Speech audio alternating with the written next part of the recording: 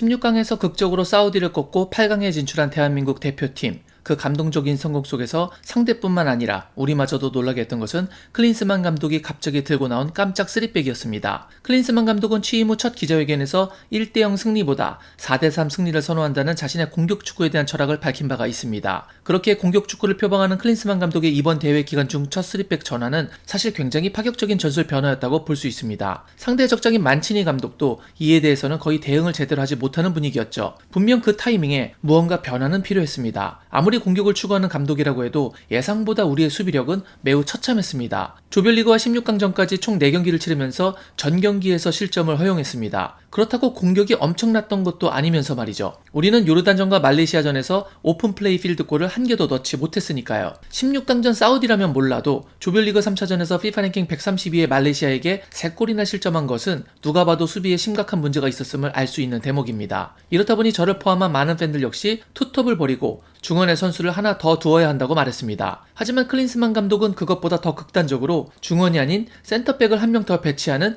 매우 수비적인 전술 카드를 꺼내들었습니다. 그리고 최근 인터뷰에서 그 3백을 또다시 사용할 수 있다고 언급하기도 했습니다. 그렇다면 우리가 다가올 8강의 호주를 상대로 이 3백을 다시 사용하는 것이 좋은 것일까요? 아니면 기존의 4백 체제로 돌아가는 것이 좋은 선택일까요? 오늘은 그것에 대한 분석을 해보려고 합니다. 그럼 대표팀의 3백에 대한 이야기 바로 시작하겠습니다.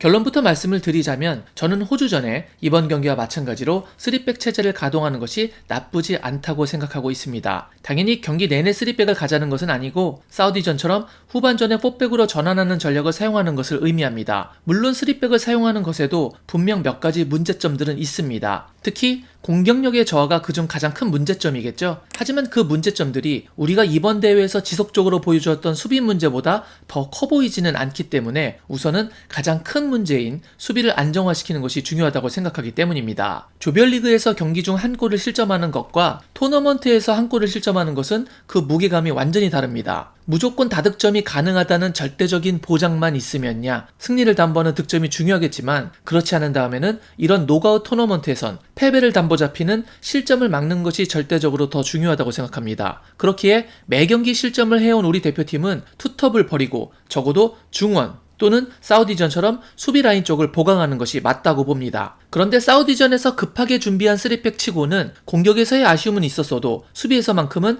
나름 이번 대회 들어 가장 안정감 있는 경기를 보여주었습니다. 그렇다면 8강전에서 미들진 숫자를 늘리는 또다시 연습이 덜 된 새로운 전형보다는 한 번이라도 실전에서 연습이 된 3백으로 수비를 다지는 것이 더 효율적이라고 생각합니다. 그리고 사우디전처럼 후반에 4백 체제로 전환하는 전략을 선택하는 것이 방법이 될 수 있다고 보는 것이죠. 우리가 수비적인 3백을 선택하면 좋은 다른 이유 중 하나는 체력 문제 때문도 있습니다. 사우디는 전방 압박으로 높은 곳에서 볼의 소유권을 따오는 하이 턴오버가 55회로 참가국 전체에서 가장 많은 팀이었습니다. 그러나 우리는 도리어 3백 기반의 5백으로 예상보다 많이 내려앉아 오히려 상대의 압박을 유도했고 전반전까지는 그들을 잘 막아냈습니다. 또한 후방에 선수들이 많아 패스 기점이 늘어나며 빌드업 시 탈압박에서도 비교적 안정적이었습니다. 공격 시에는 늘 그래왔듯 좌우를 넓게 벌리며 공을 U자 패스로 계속 크게 전환하면서 직접적인 공격에서는 답답함을 보였지만 상대 수비 전체를 지속적으로 움직이게 했고 결국 후반전 들어 사우디는 체력적으로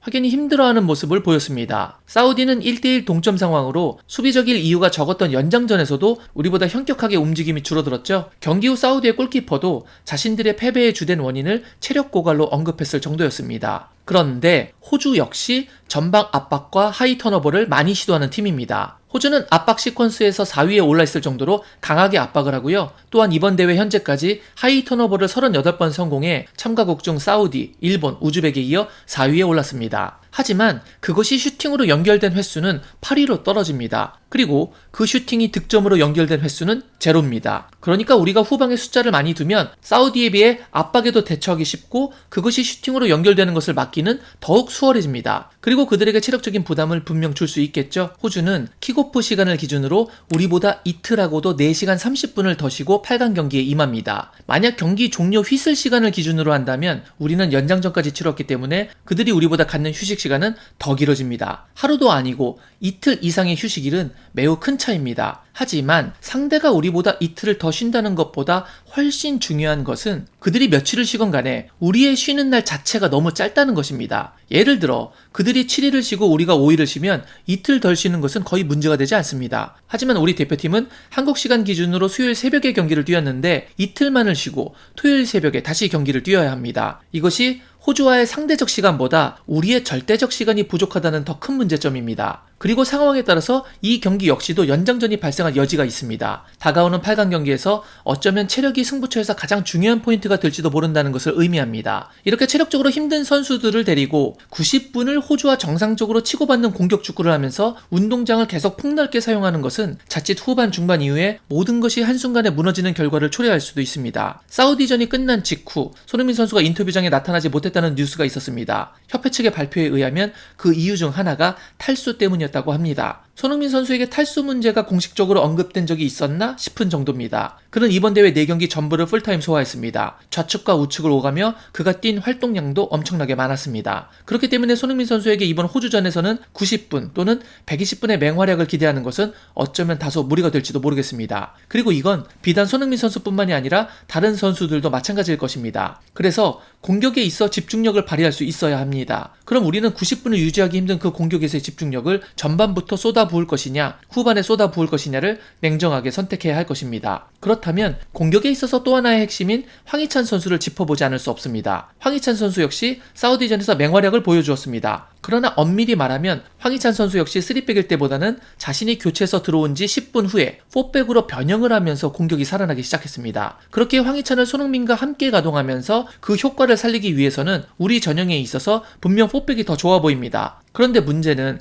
우린 수비가 약하고 황희찬 선수는 부상에서 복귀한 선수라는 것입니다. 비록 이번 대회 두 번째 경기였던 사우디전에서 54분의 교체로 들어갔지만 실질적으로 후반 인저리 시간 10분 이상에 연장전 30분까지 더하면 90분 풀타임 경기를 소화한 것과 마찬가지입니다. 그런데 이 선수를 이틀 쉬자마자 곧바로 선발에 넣고 장시간 뛰어주기를 바라기에는 분명 부상 재발의 위험성이 있습니다. 응당 잘하는 선수를 선발로 뛰게 하면서 가장 많은 시간을 활용하는 것이 베스트겠지만 피지컬이 좋은 호주를 상대로 부상에서 복귀한 선수를 직전 경기에서 시간 관리를 하지 못한 채 90분 풀타임을 뛰게 하는 것은 조금은 위험해 보입니다. 게다가 우리는 경고도 많습니다. 예전처럼 공격적인 축구를 일관할 경우 늘 그렇듯 두 명의 중앙 미드필드진에게 걸리는 수비에서의 공간 커버 과부하가 필연적으로 따라올 것이고 그 상황에서 이미 경고가 있는 이재성이나 황인범 또는 박용우 등은 다시 카드를 받을 여지가 있습니다. 그리고 만약 그들이 카드 문제 때문에 앞에서 위기 상황을 잘 잘라주지 못하면 후방에서 김민재나 김영권도 카드에 대한 위험이 노출되는 도미노 현상이 벌어지겠죠. 카드가 리셋되는 4강을 한 경기 앞두고 이들을 잃게 된다는 것은 우승을 노리는 대표팀에게 분명 불안 요소입니다. 그러기 위해서는 수비시 5백으로 수비진의 간격을 촘촘하게 만들어 서로가 공간을 커버해 달려드는 무리한 태클 발생 빈도수를 줄여 확률적으로 가급적 카드가 나오지 않는 경기 운영을 해줄 필요가 있습니다. 마지막으로 우리가 3백으로 나서야 하는 이유는 바로 상성입니다. 호주는 공격의 패턴이 일관된 팀입니다. 바로 좌우측 넓은 사이드에서 올리는 크로스 전술이죠. 그렇기 때문에 4백 체제에서는 양 측면에서 올라오는 크로스를 막기 위해 수비들이 측면으로 이동할 수밖에 없고 자칫 중앙 센터백들 사이에 간격이 과도하게 벌어질 가능성이 있습니다. 그리고 그 벌어진 틈 사이로 만약 크로스가 올라오게 된다면 상대에게 헤더 기회를 내어줄 수 있겠죠. 그렇게 3백 기반의 5백이라면 측면 크로스에 대한 대비에도 유리하고 중앙에 공간을 내어주며 헤더 공격을 허용하는 것에도 확률적으로 더 잘 막을 수 있게 됩니다. 그렇게 상대의 체력을 저하시키면서 전반을 버티며 경기력을 전반적으로 안정감 있게 유지시키고 우리는 에너지를 모아서 후반의 공격으로 전환한다면 호주를 상대함에 있어 얻게 되는 유리함이 분명 있을 것으로 보이기 때문에 8강전에서도 백스리 가동은 나쁘지 않은 선택이라고 보게 됩니다. 다만 좌우를 모두 커버하기 위해 중앙에 배치된 김민재 선수가 공격적인 수비를 하는 성향이라 상황에 따라서는 앞으로 나아가는 수비를 보여주는데 이때 김영권이나 정승현 선수가 벌어져 있는 간격을 좁혀주는 연습과 집중력도 보완되어야 할 부분이긴 합니다. 물론 초반부터 공세적으로 나가는 것도 우리가 선택할 수 있는 다른 길일 것입니다. 하지만 조별리그 3경기에서 보여준 경기력으로는 상당한 걱정이 되기에 3백으로 제 마음의 무게중심이 이동하게 되는 것 같습니다. 우리 대표팀이 8강에서 호주를 상대로 3백이건 4백이건 간에 반드시 승리해 결승으로 한 걸음 더 나아가길 바라겠습니다. 오늘 제가 준비한 영상은 여기까지였습니다. 오늘 영상이 마음에 드셨다면 구독, 좋아요, 알림 설정 부탁드리겠습니다. 저는 다른 더 좋은 영상으로 여러분께 인사드리겠습니다. 그때까지 늘 건강하시길 바랍니다. 역시 I guess.